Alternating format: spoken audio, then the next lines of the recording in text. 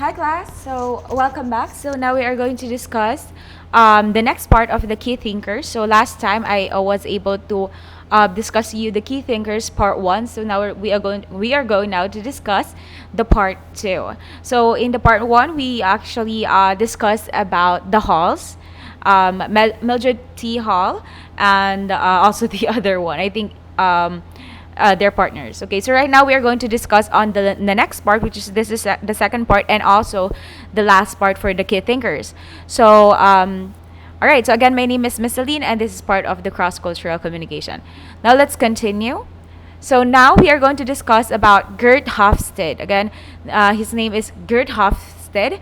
So Gerd Hofstede is actually an industrial psychologist, so he focuses more on the industry, specifically on corporate or an organization, and how the culture actually affects the organization.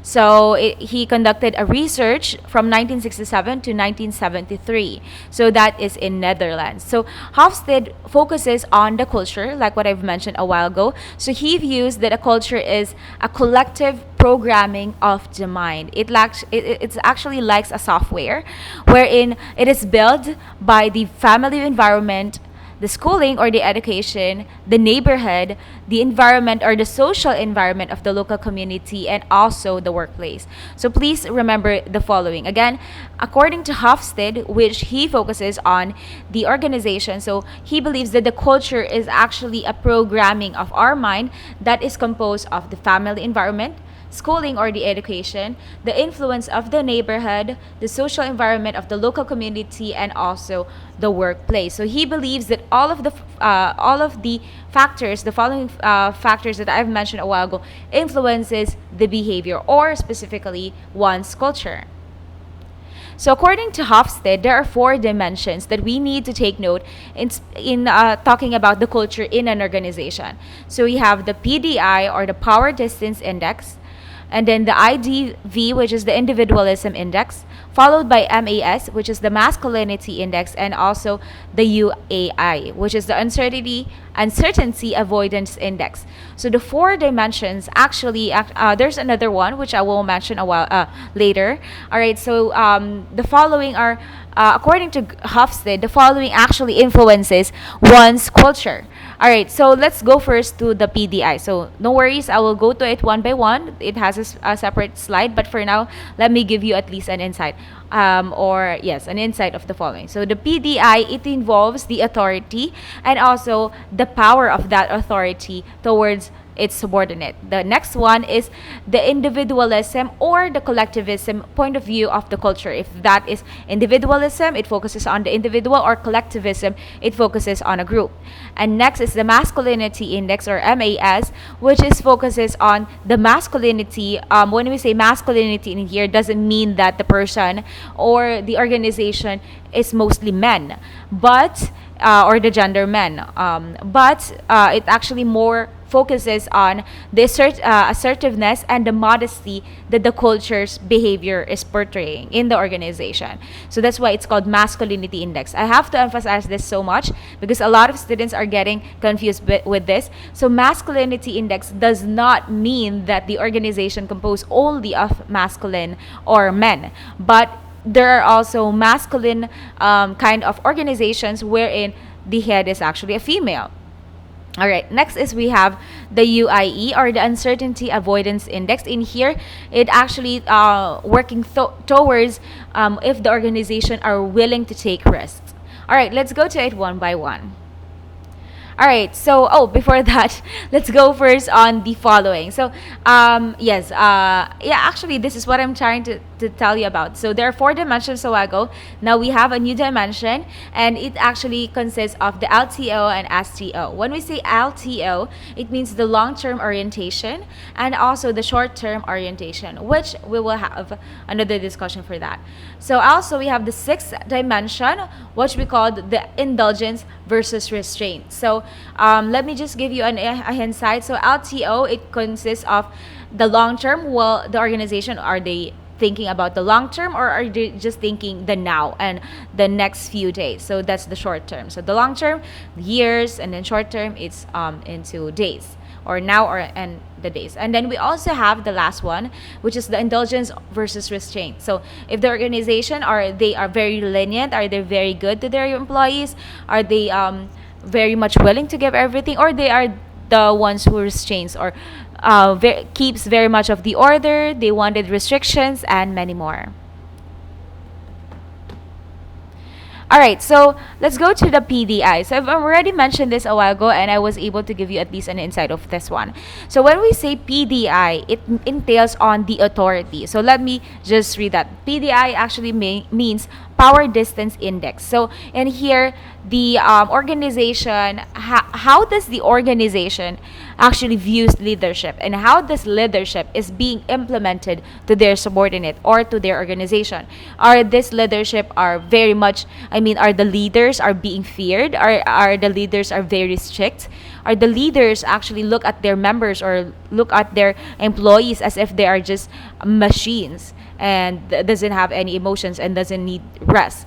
So that's the Power Distance Index. Okay, that's actually one of it. Okay, I want you to focus on the distance. When I say Power Distance Index, is how far is the relationship of the leader to their subordinates.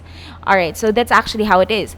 So all right, so let me just read on the underlined words. So countries with a high score have a high level of difference between levels of power, such as in Arab's country, that's 80.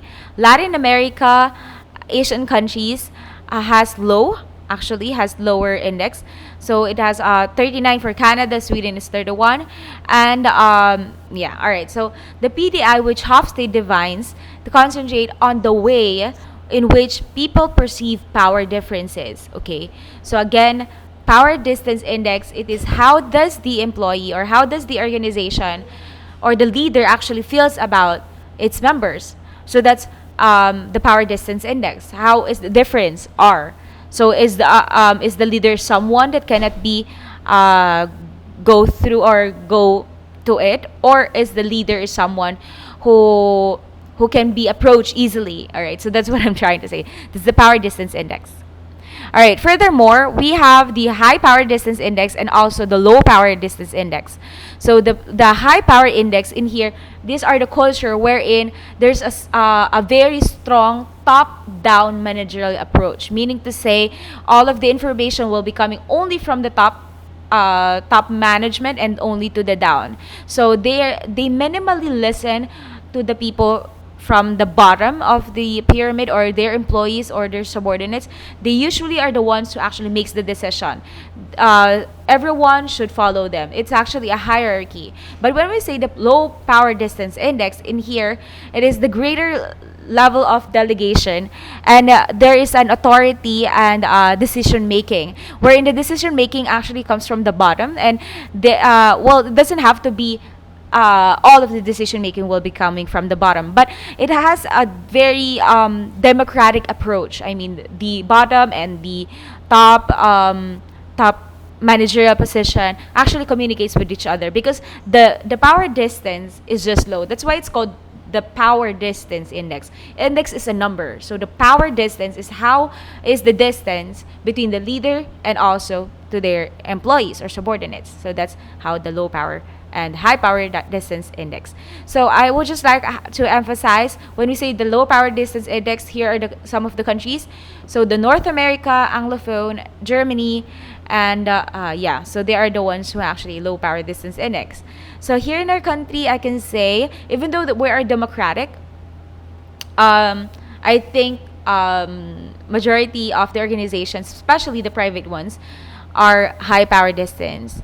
I believe also if you work in a government setting, I believe they are also high power distance index. All right. And now let's proceed to IDV, or the Individualism Index. All right, so I've already mentioned this a while ago. When we say Individualism Index, this is the number, or index, this is the number wherein is the organization leading toward an individual decision, or it's more on a group, or when we say group, it's a collective. All right, so when we say Individualism Index, it's actually on a scale, whether it's either approach of individualistic or a collectivist. All right, it actually goes like a scale that the higher the scale is, it's more on collectivism, and then I'm sorry, the higher the index, the higher in the scale, that's more on individualism, and then the lower it becomes more collective. All right, let me just read this one. At the top of the end of the scale, individual self-interest predominates and personal time is important, as is freedom of association and expression in the workplace. Ties are loose and the emphasis on the individual freedom.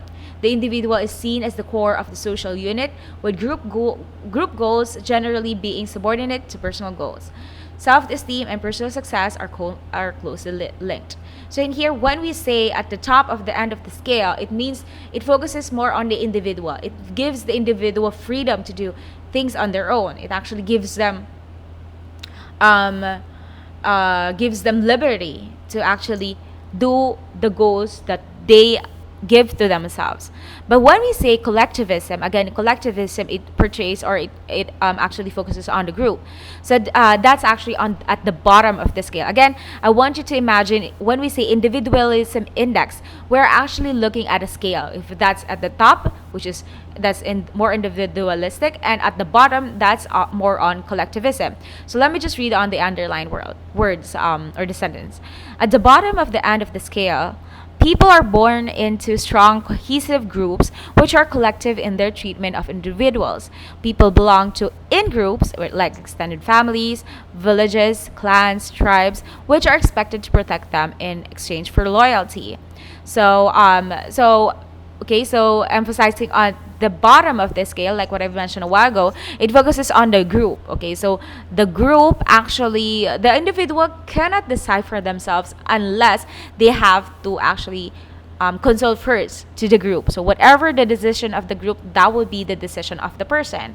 So this actually happens here in our country as well. So extended families, our villages, we have this fiesta in our barangays. We have villages, we have homeowner associations, clans, and also tribes in the rural areas. So at the bottom of the scale in here, it focuses on the group decision, and the group decision will influence the decision of the individual. Unlike at the top of the end of the scale, that actually focuses on the individual freedom, while on the bottom, that actually focuses on the group. What will the group say?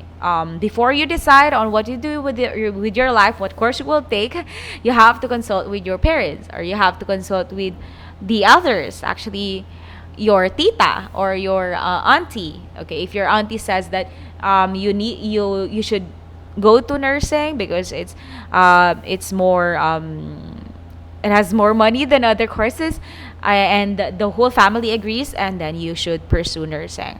Regardless if you like music, if you like dancing, if you like fine arts, who cares what you want? You have to follow the elders, the clan, the extended family. Or if you will not follow that, you will end up as a prodigal son or a prodigal child. All right, so that's individualism index. All right, now we have the masculinity and femininity index.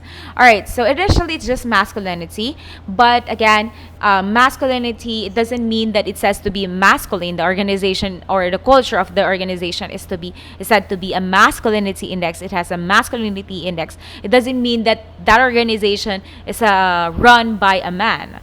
Okay, it can be run by a woman. All right, so let me just read this first. On the masculine end of the scale, the dominant values in a society are success, ambition, money, recognition of achievement, decisiveness, and performance. And the male is expected to take dominant role. All right, so when we say that an organization has a culture on masculinity instead of femininity, it means that they are actually working towards success, ambition, money, recognition of achievement, decisiveness, and performance. And the males or the male in the organization are expected to be dominant. But of course, like what I've said, it doesn't mean that the organization is more masculine. It is run by a man. So, like for example, here in our country, so it has been said that the VP, our VP right now, which is Sara Duterte, has a very masculine index. So we all know that Sara Duterte is a female, but she has a masculine index. The way she run the vice president office is has a culture of masculinity. All right. So same with his father. So his father, of course, he's a man. He's a male. He has this kamay na bato, or is that kamay na bato, or kamay na bakal. All right. So that approach actually leads on towards the masculinity index. All right, so that's actually an example of masculinity. All right, now let's talk about the feminine end of the scale. When we say feminine end of the scale, let me just read this. The dominant values are nurturing and caring, the importance of relationships, the concern for the quality of life, job satisfaction, and support for the disadvantaged and the weak society. Women will also tend to have greater concern for environmental and human values in the workplace. So when we say feminine, so I mean here, of course, it's a very obvious when I say masculine, it doesn't have to be a man, and then feminine, it doesn't have to be a female as well. So in here, the feminine end of the scale, the leader actually focuses on nurturing and caring, relationships, quality of life, job satisfaction, and the support for the disadvantaged or the minority. So it was said to in here in our country, one of the most common example for a president, not a president, but for a politician who is actually a feminine, who has a high femininity index, is of course Leni Robredo. So she herself actually focusing on nurturing and caring, and also taking on looking at the minorities as well, and the quality of life. So as you can see there, all right, we also have presidents who are leaning towards the femininity side. If I'm not mistaken, our former president Aquino, so I think it's Pinoy. So Pinoy actually has a femininity index. Well, that's according to some of the studies, though. So as you can see, masculinity and femininity index. It doesn't have to. It doesn't have. It doesn't have to be a male or female. Okay, it just focuses on the characteristics. Furthermore, when we say feminine society, the feminine society are expected that the same role, like for example, men and women have the same equal roles. Okay, so if a man could be a leader in a feminine society, so is the woman. While in the masculine aspect, so it actually more on focuses on the power of the man. Okay, so the roles are actually divided. So nurses should be only be well, majority would be female, then the male would be will be the leaders. All right, so according to Hofstede analysis, Japan emerges the most masculine society. That's a score of 95. German speaking, North American, and Anglophone countries as well. And then the most feminine countries would be Netherlands, which is 14, and then Latin America, Portugal, and France. All right, so as you can see there, that's how it goes. Okay, so I do just suggest that you just read on the upper paragraph of this slide. But that's how masculinity and femininity index goes. All right, so I've already mentioned this a while ago. We have the Uncertainty Avoidance Index, or UAI. So it actually focuses on the risk-taking ability or the capability of a culture, a country, or an organization to actually take risks and face obstacles with courage. All right. So when we say uncertainty avoidance. Let me just read this. The term uncertainty avoidance describes the degree to which people feel threatened by ambiguity, unstructured or unpredictable situations, and the extent to which society is able to tolerate uncertainty. As regard business, this index indicates the degree of acceptance of risk in the business culture concerned.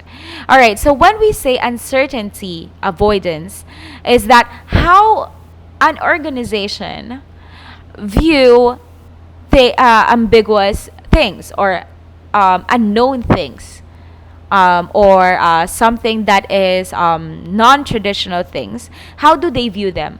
Do they view them as something that is not to be taken, should be avoided? If it is, it means that they have a high uncertainty avoidance. Because when we say uncertainty avoidance, uncertainty means unknown, and then avoidance, it means that they tend to run away or to actually just ignore and deny it.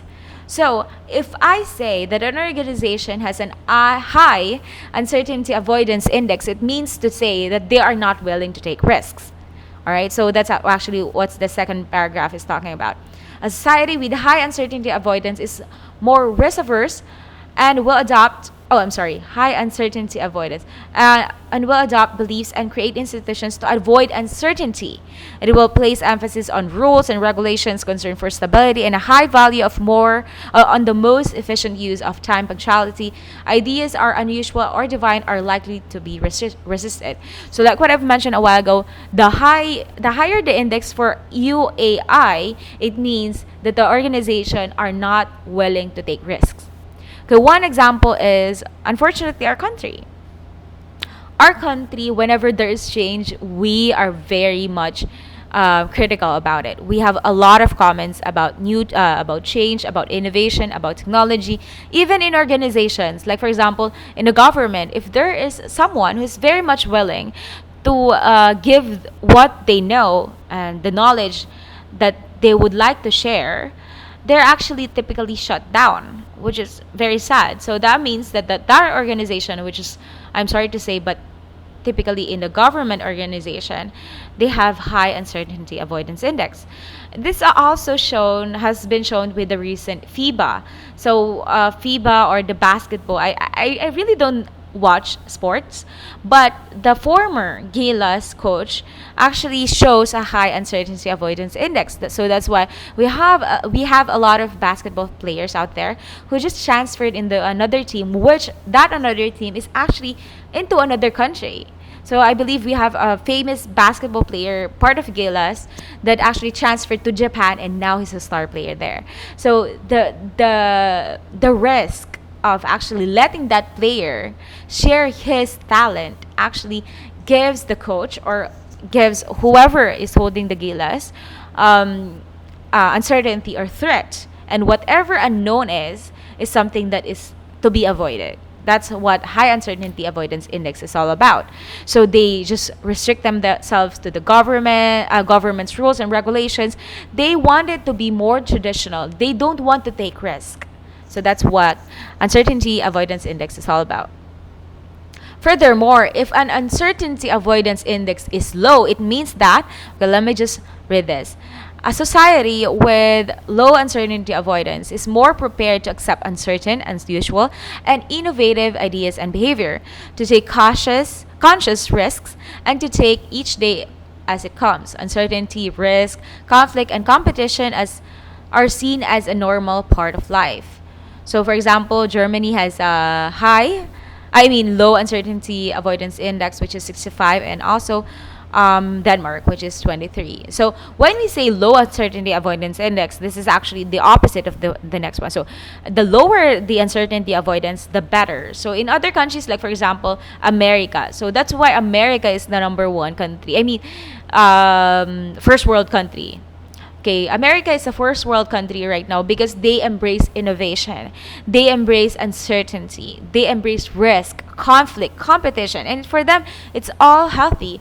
The more innovative you are, the better the country will be, the economy will be. That's why Elon Musk became famous, because of his innovative idea of Tesla and many more. So that's low uncertainty avoidance index. So a country who has an organization who has a low uncertainty avoidance index shows good, and they embrace the unknown and many more.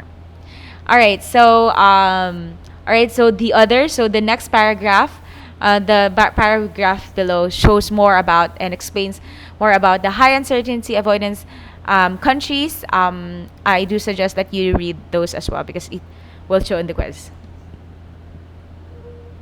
All right. So I've mentioned that we have the fifth dimension, that is LTO and also STO. So we have the long-term orientation and also the short-term orientation. So according to Hofstede, the LTO places more importance on the future and a concern with setting long-term goals and persistence or perseverance in achieving them.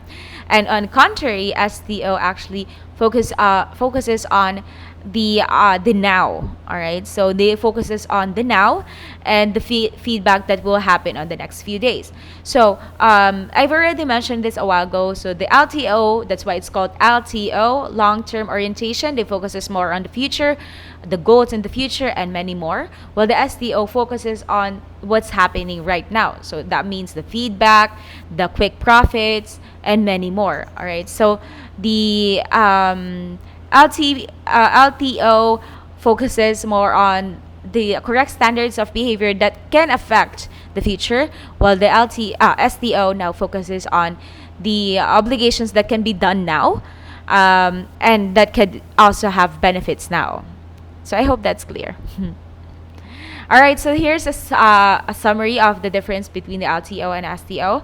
So persistence or perseverance is highly encouraged in organizations with long-term orientation, while steady and stability is something that is the focus of STO, because they're focusing more on the now and the days that like tomorrow. So actually more on the now, and then order and respect is focused on long term, while protection of one's face right now is the focus of STO.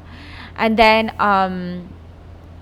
yeah, okay, so I just do suggest that you read on the following or the other parts of the slide, okay, like thrift, saving for investment because they wanted to save for the future, while respect for tradition is for the STO because they're focusing on the now.